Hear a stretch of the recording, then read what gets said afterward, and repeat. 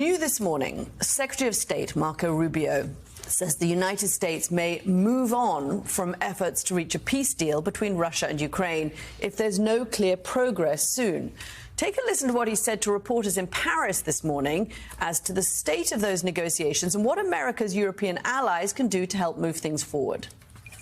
We'd like them to remain engaged. I think they can help us. I think the UK and France and Germany can help us move the ball on this and get this closer to a resolution. I thought they were very helpful and constructive with their ideas. So we welcome their input. We welcome their involvement. We think it's important. There are probably elements of this as well. I always remind everybody that part of the sanctions against Russia, many of them, are European sanctions that we can't lift if that's ever to be part of a deal. So they're going to have to be involved no matter what. This war has no military solution to it. It really doesn't. It's not going to be decided with, neither side has some strategic capability to end this war quickly. And so what we're talking about here is avoiding thousands and thousands of people from dying over the next year. We're trying to avoid that. We saw what happened last weekend with a missile strike in Sumy where people died on Palm Sunday. We're just going to see more like that on both sides. We're going to see more of that. We're trying to prevent it. But we're not going to continue to fly all over the world and do meeting after meeting after meeting if no progress is being made. So if they're serious about peace, either side or both, we want to help. If it's not going to happen, then we're just going to move on. So, David Ignatius, the Biden administration never said they were going to move on, but I can't underline the fact enough that the Biden administration, I know that you know this, they were saying this going back to late 2023, 2024. This is a stalemate. These are like World War I lines. It's a war of attrition. Man, at some point, they need to get exhausted and need to make peace. Obviously, that's not happening right now, but Marco Rubio did say that he had confidence in Great Britain, France, and Germany in moving this process along. Tell us where we are right now and what you expect to see in the coming weeks. So, Joe, sad to say, the effort that President Trump began to bring this war to an acceptable, and I mean that means a lasting and just solution, seems to be running out of gas.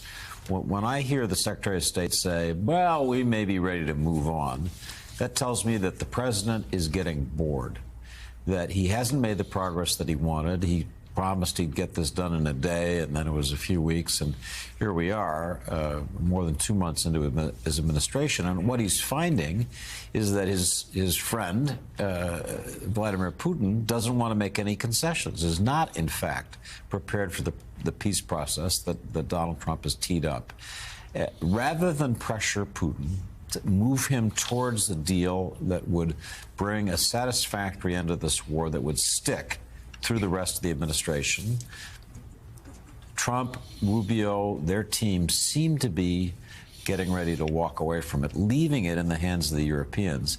And I'm sorry to say that despite enormous efforts by the Europeans, the British, French, to get ready to take up as much of the American burden of supplying weapons, supplying intelligence, they simply don't have the resources. They're not able to make up that gap, which means that Ukraine is going to be heading into this summer, absent some changes, in a situation where its losses will be ever greater. The bravery of Ukraine to have fought to this point is extraordinary, the losses they've experienced.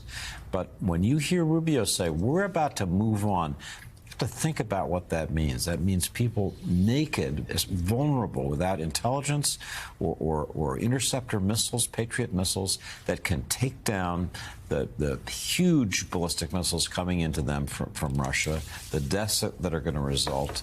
And again, I come back to what Trump correctly said. It's time for this war to end, but it's going to require him to put more effort into it than he's been prepared to so far. You don't just stand there if you're Marco Rubio and say, well, we haven't made any progress. I think that's it.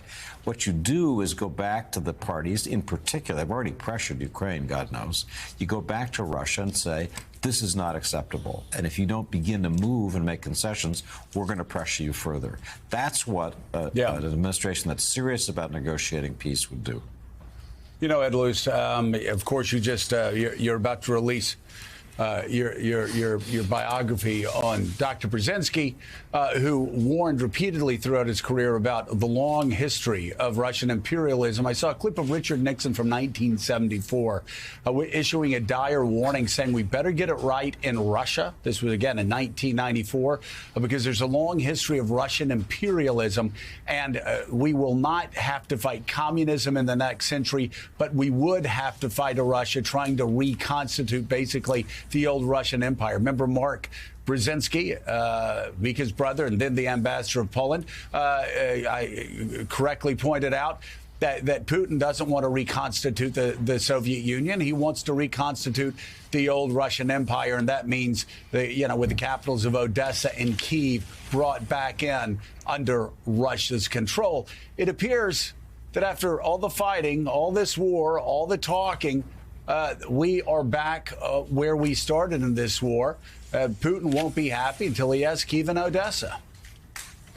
No, he won't. And when, Rubio says that they're prepared to walk away from this, what he really means is, as David has just very eloquently set out, is he's preparing to pull the plug on Ukraine, because there have been no sustained efforts to get Putin to agree to a real ceasefire. He has breached the one that's about to end, which was just confined to energy infrastructure. As Rubio did mention on Palm Sunday, with some really obscene breaches, obscene attacks on civilians during that period as well. So the idea that, by implication, this is Europe and Ukraine, the border's in their court, is completely wrong. The ball should be in Russia's court. It should be Steve Witkoff going to Moscow and reading the Riot Act to Putin. Instead, he's going and sort of putting his hand on heart as if he's pledging pledging allegiance to Putin. It is an extraordinary, asymmetric, one-sided, 87-day attempt at peace that really doesn't amount to any serious attempt at peace. And I think that Dr. Brzezinski would not be alone in seeing this as a bad faith effort to end the war. And David's right, the war needs to be ended, but this has been a bad faith effort to end the war. Putin is under no pressure from the Trump administration to come to the table. There have been no credible threats. There have been no credible sticks offered to Putin, just carrots. And until that changes, there's not going to be any kind of credible peace process. Putin was right. All he had to do was wait it out the West, wait out the United States.